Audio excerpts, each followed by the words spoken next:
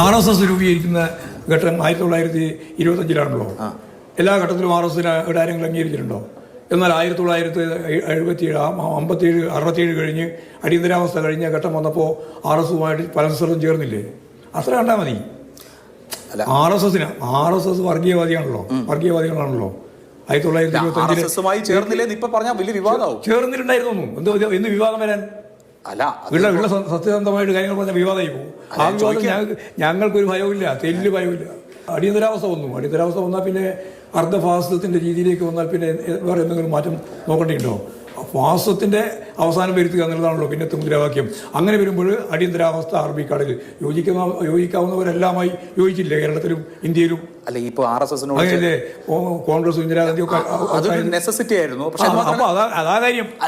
നെസസിറ്റിയാണ് പ്രശ്നം. പിന്നെ 96 ജമാഅത്തെ ഇസ്ലാമി പിന്തുണച്ചപ്പോൾ അടിയന്തരാവസ്ഥ ഇല്ലല്ലോ. ജമാഅത്തെ ഇസ്ലാമി ഞങ്ങൾ പിന്തുണക്കുന്നു. അവര് പറയുന്ന കാര്യമല്ലേ നിങ്ങൾ പറയുന്നത്? പിന്നെ പൊതുവെ അതായത് ജമാഅത്തെ ഇസ്ലാമി പല സ്ഥലത്ത് വരുന്ന നിലപാട്, ഒരു മണ്ഡലത്തിൽ ഞാൻ എന്നെ പിന്തുണക്കുന്നു പറയും, ഓരോ സ്ഥലത്ത് സണ്ണീനെ പിന്തുണക്കുന്നു പറയും, ഓരോ സ്ഥലത്ത് ഓരോ നിലപാട് സ്വീകരിച്ചു പോവാ. ആ നിലപാടിനോട് ഞങ്ങൾക്ക് എന്താ രാഷ്ട്രീയ നിലപാട്? എവിടെ? അങ്ങനെ ഞാൻ ഇതാ പറഞ്ഞത്, അവർ രാഷ്ട്രീയ നിലപാട് അടിസ്ഥാനപ്പെടുത്തിയിട്ട് ഇടതുപക്ഷ ജനാധിപത്യത്തിലൂടെ ഭാഗമായിട്ട് ഒരിക്കലും ഒന്നുമില്ല, ഇനിയോട്ട് നിൽക്കുകയും ചെയ്യില്ല.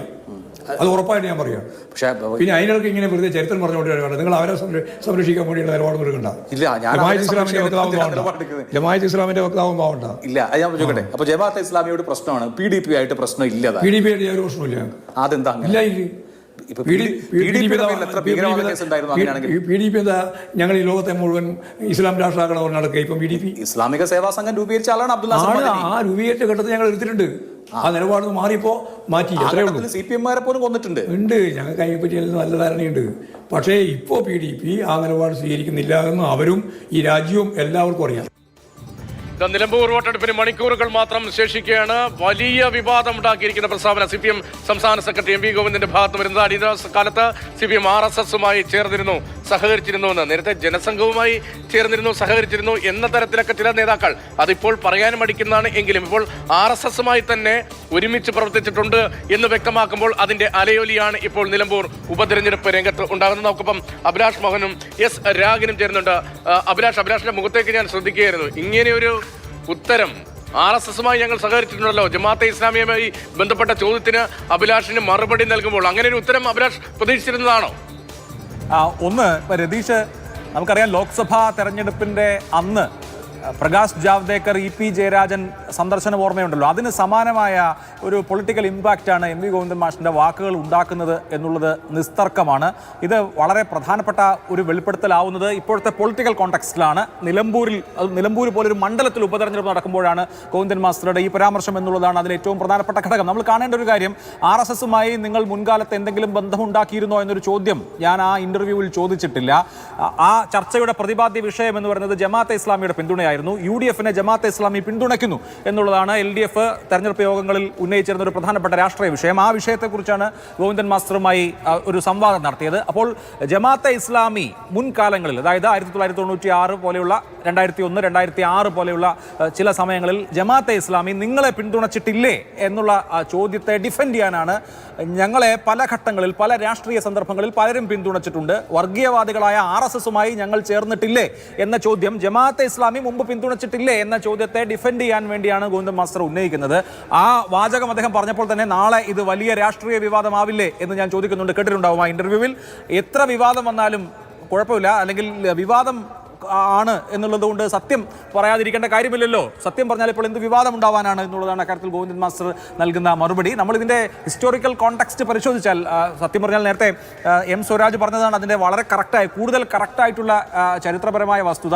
RSSുമായി നേരിട്ടുള്ള ഒരു രാഷ്ട്രീയ ബന്ധം ഉണ്ടാക്കിയിട്ടില്ല. പക്ഷേ RSSുകാർ കൂടി ചേർന്നിട്ടുള്ള, RSSുകാർ കൂടി അംഗങ്ങളായിട്ടുള്ള ജനതാ പാർട്ടിയെ 1977 അടിയന്തരാവസ്ഥയ്ക്ക് ശേഷം നടന്ന തെരഞ്ഞെടുപ്പിൽ CPM പിന്തുണച്ചിട്ടുണ്ട്, അല്ലെങ്കിൽ ഒരുമിച്ച് മത്സരിച്ചിട്ടുണ്ട്, രാഷ്ട്രീയ സഹകരണം ഉണ്ടായിട്ടുണ്ട്. ഇതാണ് ഇതിന്റെ പൊളിറ്റിക്കൽ കോണ്ടെക്സ്റ്റ് എന്ന് പറയുന്നത്, അല്ലെങ്കിൽ അന്നത്തെ രാഷ്ട്രീയ ചരിത്രം എന്ന് പറയുന്നത്. പക്ഷേ അതാണ് അന്നത്തെ രാഷ്ട്രീയ ചരിത്രമെങ്കിലും ഒരു വേദിയിലും സമീപകാലത്ത് അതങ്ങനെ ഉറക്കെ പറയാൻ CPM നേതാക്കളോ ഇടത് നേതാക്കളോ തയ്യാറാകുന്നുണ്ടായിരുന്നില്ല. അത് മാറിയ കാലമാണല്ലോ, മാറിയ രാഷ്ട്രീയമാണല്ലോ. BJPക്കെതിരായ വലിയ ഫൈറ്റ്, RSSനെതിരായ വലിയ ഫൈറ്റ് രാജ്യത്ത് മുന്നോട്ട് കൊണ്ടുപോകുന്നത് ഞങ്ങളാണ് എന്ന് ആവർത്തിക്കുകയാണ് CPM ഇടത് പാർട്ടികളും. അതിനിടയിൽ ഈ RSSുമായി സഹകരിച്ചു എന്ന് അദ്ദേഹം ഒട്ടും ആലോചനയില്ലാതെ അങ്ങനെ അങ്ങ് പറയുമോ? എന്തുകൊണ്ട് അദ്ദേഹം ഈ RSSനെ കൂടി കോട്ട് ചെയ്തു എന്ന കാര്യത്തിൽ ഈ തുടർച്ചയായി പിന്നീട് സംസാരിക്കുമ്പോൾ അക്കാര്യത്തിൽ കൂടുതൽ ക്ലാരിറ്റി വരുത്താൻ, അല്ലെങ്കിൽ തനിക്ക് നാക്കുപിഴവാണ് അല്ലെങ്കിൽ തിരുത്തേണ്ട ഒരു ഭാഗമാണ് അത് എന്നൊരു പ്രതികരണം പിന്നീടുണ്ടാകുന്നുണ്ടോ? അങ്ങനെ ഒരു സ്ലിപ്പല്ല അവിടെ ഉണ്ടായിട്ടുള്ളത്. RSSനെ ഈ ഇന്റർവ്യൂവിൽ തന്നെ MP ഗോവിന്ദൻ മാസ്റ്റർ വിശേഷിപ്പിക്കുന്നത് വർഗീയവാദികൾ എന്നാണ്. അവർ വർഗീയവാദികളാണ്, ഗാന്ധി വധത്തിന് പിന്നിലുള്ള ശക്തിയാണ് അവർ.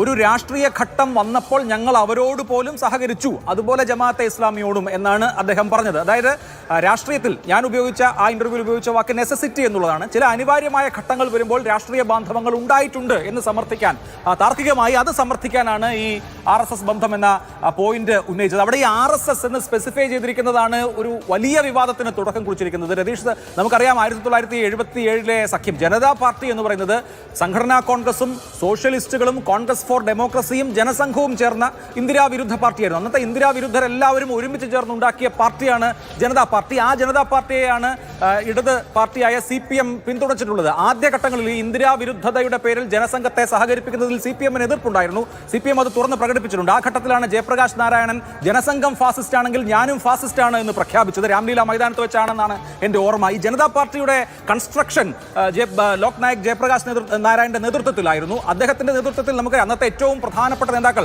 മൊറാർജി ദേശായി, അതുപോലെ തന്നെ ചൗധരി ചരൺ സിംഗ്, ബാബു ജഗ്ജീവൻ റാം, ജോർജ് ഫെർണാണ്ടസ്, അങ്ങനെ സോഷ്യലിസ്റ്റുകളായ നേതാക്കളും സംഘടനാ കോൺഗ്രസുകാരായ നേതാക്കളും അതുപോലെ തന്നെ ജനസംഘക്കാരും ജനസംഘത്തിന്റെ പ്രതിനിധികളായ അടൽ ബിഹാരി വാജ്പേയിയും LK അദ്വാനിയുമാണ് മൊറാർജി മന്ത്രിസഭയിൽ ഉണ്ടായിരുന്നത് നമുക്കറിയാം. അപ്പോൾ ജനസംഘം മാത്രമല്ല, ജനസംഘം അടക്കമുള്ള പാർട്ടികൾ, അതായത് Sanghatana Congress, Congress for democracy, socialist party, വിവിധ ലോക് ദളുകൾ, ഇതെല്ലാം ചേർന്ന ഒരു കൂട്ടമായിരുന്നു ഈ ജനതാ പാർട്ടി. ആ ജനതാ പാർട്ടിയുമായിട്ടാണ് സഖ്യം ഉണ്ടാക്കിയിട്ടുള്ളത് 1977. അതിന്റെ ഭാഗമായിട്ട് കേരളത്തിലും നമുക്കറിയാം ഉദുമയിലും അതുപോലെ തന്നെ പാലക്കാടും രാഷ്ട്രീയ സഹകരണം ഉണ്ടായിരുന്നു.